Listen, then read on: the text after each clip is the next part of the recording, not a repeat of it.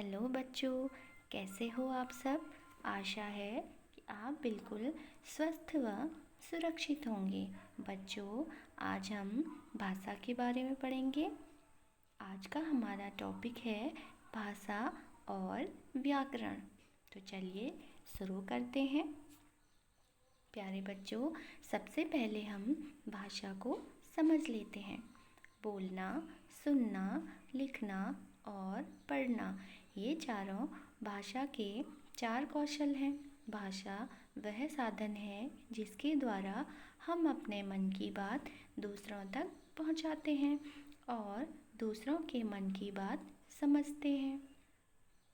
प्यारे बच्चों, इस संसार में सभी प्राणियों, जीव जंतुओं के लिए अपनी अपनी भाषा व बोलियां बनी हैं। यदि मानव की एक भाषा है तो जीव जंतुओं की भी अपनी कुछ बोलियां हैं जिन्हें वे ही आपस में समझ सकते हैं। यानी हम बोलकर या लिखकर अपने मन की बात दूसरों तक पहुंचाते हैं और दूसरे उसे सुनकर या पढ़कर जानते समझते हैं। बच्चों, अभी अभी हमने पढ़ा कि भाषा के 4 कौशल हैं। आइए इन 4 कौशलों को एक बार पुनः दोहरा लेते हैं। तो मेरे साथ बोलिए।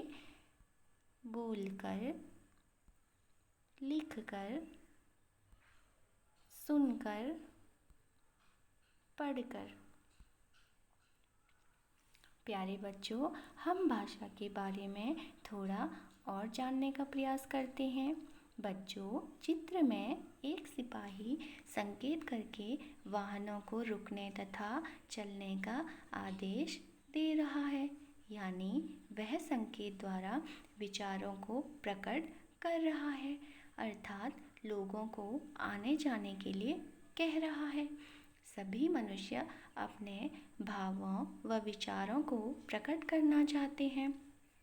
बच्चों, अब हम भाषा की परिभाषा पढ़ लेते हैं। भाषा ही वह माध्यम है जिसके द्वारा हम अपने मन के भावों और विचारों को प्रकट करते हैं और दूसरों के भावों और विचारों को जानते हैं। बच्चों, अब हम भाषा के रूप को समझ लेते हैं। भाषा के 2 रूप हैं, मौखिक, लिखित। सबसे पहले हम मौखिक रूप को समझ लेते हैं। जिस भाषा को मुख से बोला तथा कानों से सुना जाता है उसे मौखिक भाषा कहते हैं। लिखित भाषा, लिखकर अपनी बात प्रकट करना तथा लिखा हुआ पढ़कर दूसरे की बात समझना लिखित भाषा कहलाती है। आइए बच्चों, अब हम लिपि को समझते हैं। लिपि, बच्चों, भाषा के लिखने के ढंग को लिपि कहते हैं। प्रत्येक भाषा की अपनी लिपि होती है। भाषा के लिखने का ढंग लिपि कहलाता है। आइए हम कुछ अन्य भाषाओं की लिपि जानने का प्रयास करते हैं। हिंदी भाषा, देवनागरी लिपि, पंजाबी भाषा, गुरुमुखी लिपि, अंग्रेजी भाषा, रोमन लिपि, उर्दू भाषा, फारसी लिपि, बांग्ला भाषा, बांग्ला लिपि, गुजराती भाषा, देवनागरी लिपि, मराठी भाषा, देवनागरी लिपि।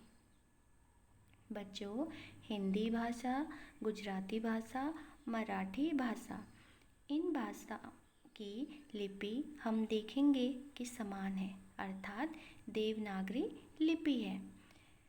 इन लिपियों का प्रयोग करके ही हम निम्न भाषाओं को इस तरीके से लिख सकते हैं।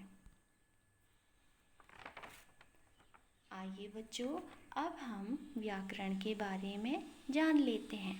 व्याकरण, भाषा तथा व्याकरण का संबंध बहुत गहरा होता है। व्याकरण के ज्ञान से ही हम भाषा के शुद्ध व अशुद्ध रूप को जान पाते हैं। बच्चों, इस चित्र में आपको एक लड़की दिख रही है।